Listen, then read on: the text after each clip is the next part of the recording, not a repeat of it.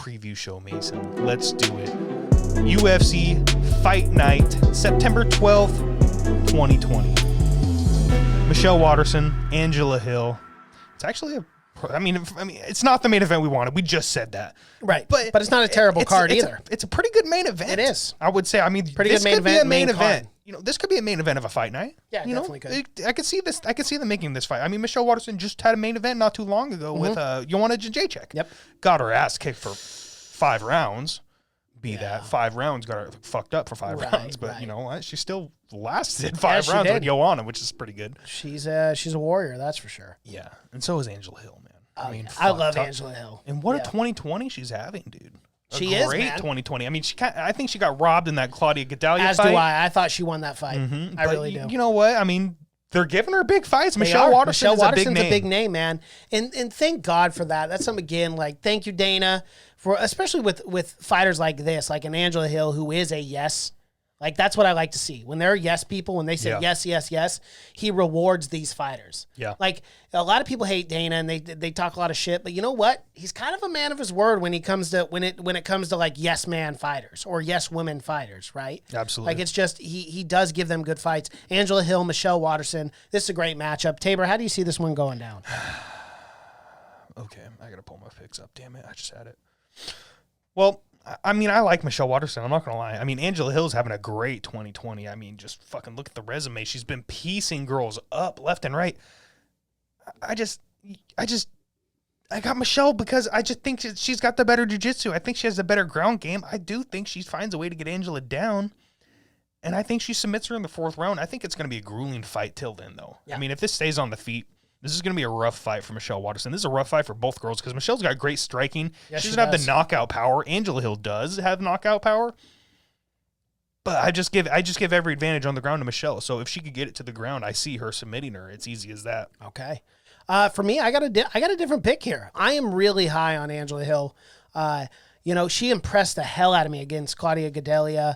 I thought her stand-up looked phenomenal, the way she was landing combinations. And for me, Angela Hill won that fight. I think she's on a winning streak personally. And Michelle Waterson, though as great as she is on the ground, you are absolutely right, Tabor. I think this fight stays on the feet. I think Angela Hill. She's got great takedown defense. She does. She's got great takedown defense. And I see Angela Hill winning this fight 3-2. I'm going to go Angela Hill decision. All right. Ottman Atazar? Azaitar? I don't know. Some fucking Moroccan guy. He's a savage.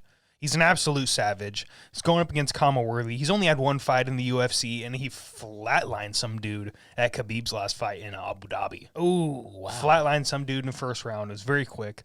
He has knockout power. So does Kama Worthy, though. Kama Worthy is a heavy-handed striker in the lightweight division, so very interesting matchup. You know, I mean, both guys are pretty unknown. You know, it's going to be a casual guy who fucking Azaitar is, and they're going to be like, who?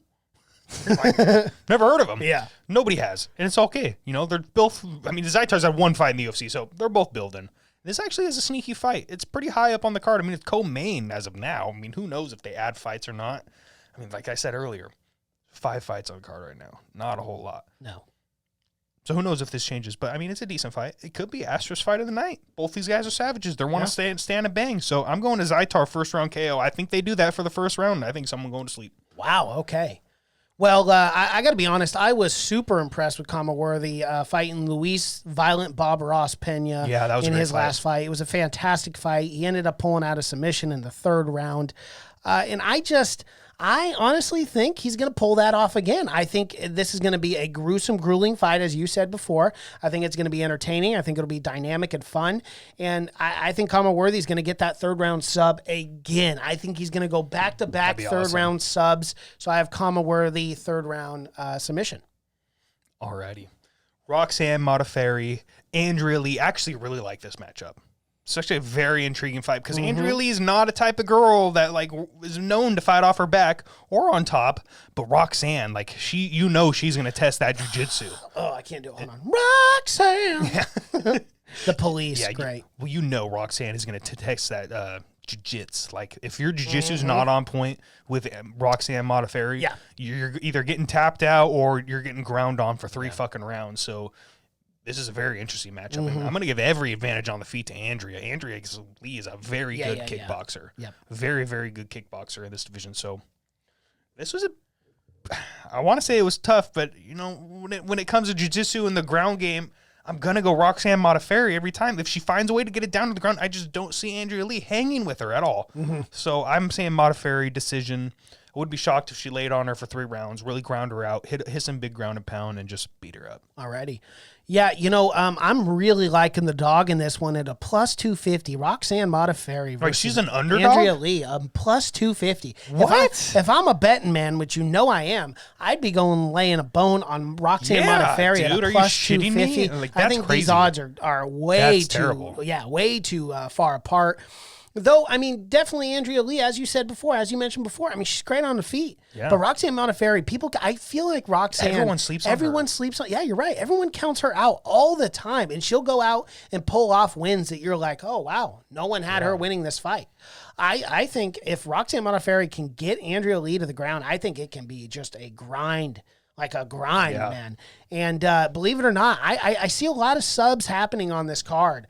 I also have 3rd round sub Roxanne Modafferi. I think she'll get the job done. I think she'll wear on her, and in that 3rd round, she's going to sink in that choke, and it's all she wrote after that. Yeah, it's a rough matchup. I like that for plus Andrea. 250. Yeah, I really like that. So that's extra point worthy for both of us now. Yes, sir. Let's go. Let's fucking go. I need that point. Need it. That's a rough matchup for Andrea. It really is. Like, put her up against a striker. It's a great fucking fight all night. It's a 3-round war, but I mean, this is going to be a rough fight for her. It will be. I'm very intrigued. So, local boy, Ed Herman versus Mike Rodriguez.